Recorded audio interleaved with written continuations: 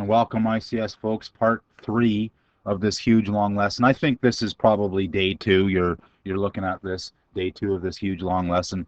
The second half, I'd say, of this lesson is going to talk about something called custom constructors. So up until this point, what we've been doing is we've been creating an object either in literal notation or constructor notation, attaching stuff to it and then printing it off. It doesn't seem like it had much of an advantage, and it didn't really, but it led us to the spot where we are right now, where we're talking about custom constructors. What we end up doing is we talk about making, it's almost like making our own data types. So I'll explain this as we go. It's probably easier to explain with an example, so let's get into it. The syntax is, it kind of looks like a function, and then whatever our object is, whatever parameters we want, and then notice the key and then value pairs. The key value pairs have the word this in front of them. And then we also can have methods in there. This dot method equals function name, where this function name is written somewhere else in the program. We've attached function name with the name method to this object. And I know it's weird without having specific examples, but we could also literally define another method using this technique, and we'll see both of these in an example in a moment. So what's all this about? So, well, last day we defined a teacher object, and then we had a function attached to it, and we used the function and all that business. But the thing is that was one specific teacher with a specific name. What happens if we wanted to have a data structure that represented all teachers? All teachers should have a name and a room and, you know, a subject, department, all these different things that we might want to store as a teacher. And then we could have Mr. Ferd or Mr. Restall as specific instances of that teacher object, of that teacher, what we'll call a class. And that's what we're doing. We're going to define our own data structures today, which is a huge step forward for us as far as our programming.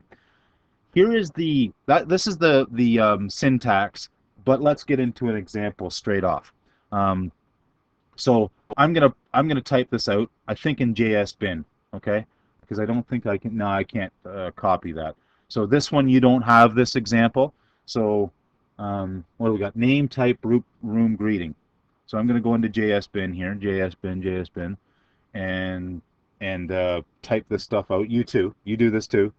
So we're going to have function person, which is our object class is going to be called person.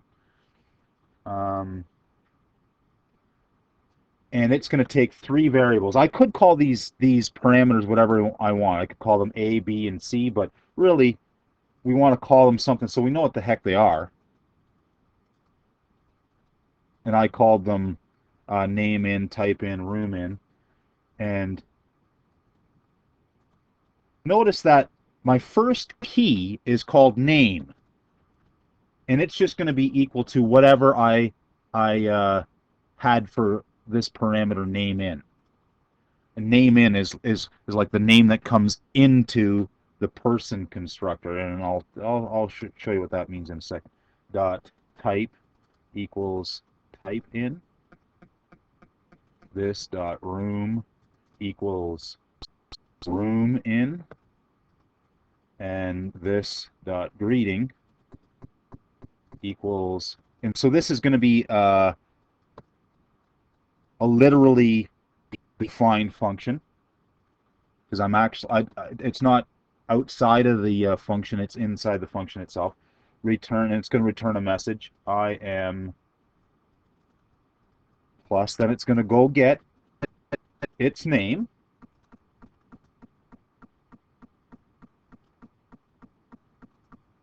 its type of person, whether it's a student or a teacher, I think is what type is supposed to mean.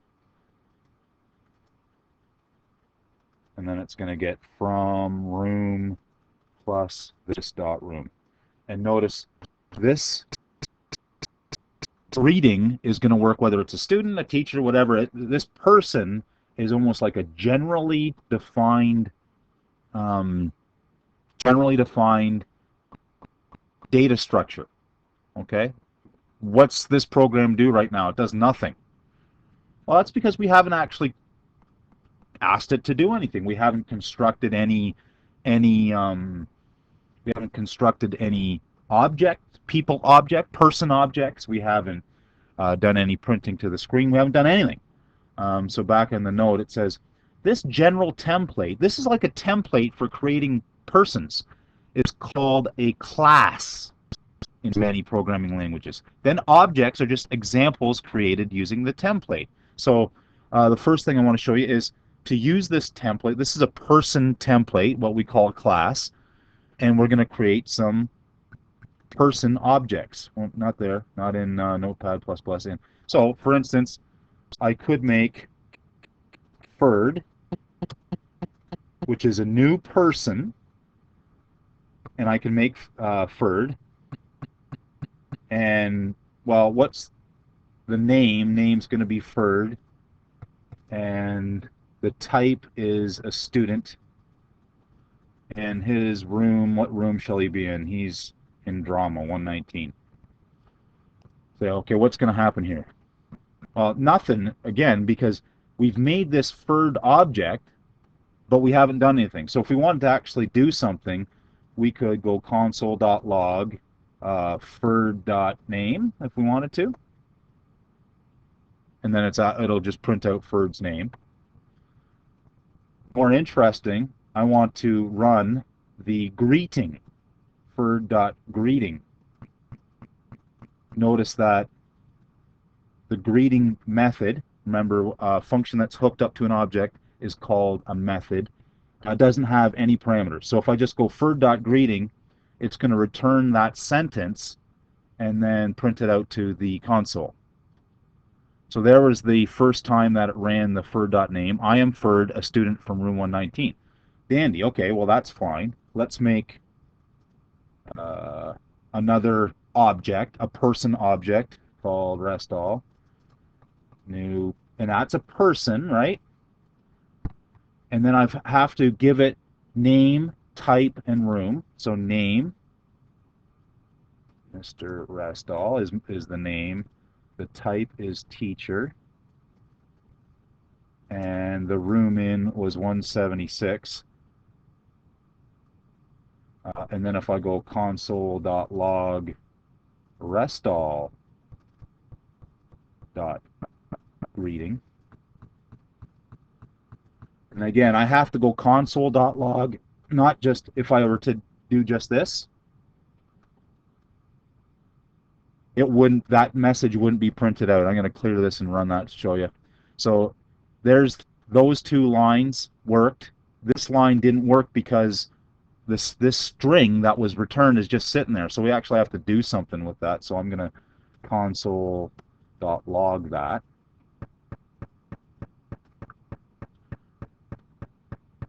I am Mr. Relative. Good, dandy, just what we expected. So okay, so what's this doing?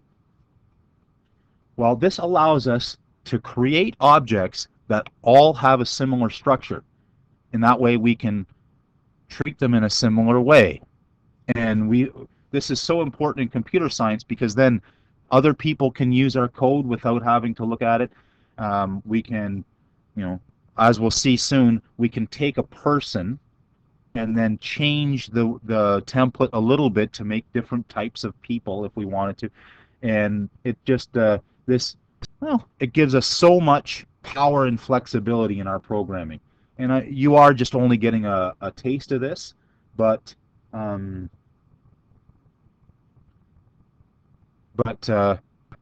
it's setting you up for your future if you go into computer science. This is a huge topic in computer science. Back in the note, we created some objects, right? We created a Ferd object. A FERT object and a REST all object, those were both of type person, right? Those were both used. This template was used to create the FERT object and the REST all object. Accessing variables and functions. Okay, we showed you how to do that. Once we create it, it wasn't person.name that we did restall.name or FERT.name. So we could still use a separate function, attach it, but this can create problems too. So what does that mean? He said, well, if we wanted to, JSBin, if we wanted to, we could have taken this. I'm just going to call this say hello, and then I'm going to, and you don't have to change this by the way.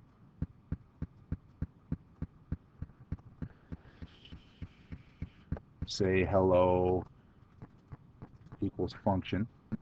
So as it said here, I could have, oops, I forgot that one. That's got to go in there. So I could have wrote this say hello function separate and then attach it here. But then again, this say hello function, if I were to run it separately, wouldn't know what this is. So when this is inside the person function, the person constructor, it knows what I'm talking about. Okay? If I were to run that, all works well, but then if I went say hello and tried to do something like this, console.log that, again, we're going to get that undefined business, right? Because it doesn't know what this name is.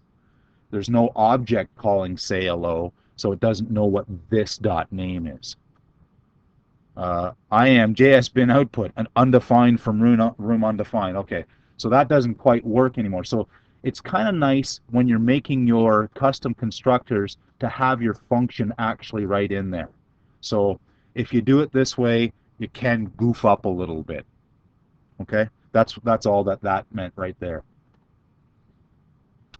Well, okay, so once we have this person template, and we said we can use it for more than one object at a time, and that's what we were doing before. We're creating one object at a time and attaching functions to it. So could we have an array of objects? Wouldn't it be nice if we were talking about our school analogy, that we had an array of students that would represent a class? Could we do that? And the answer is absolutely. And I'm going to get to that example in the next part. We'll get to the last example, and this is a big example in the last part.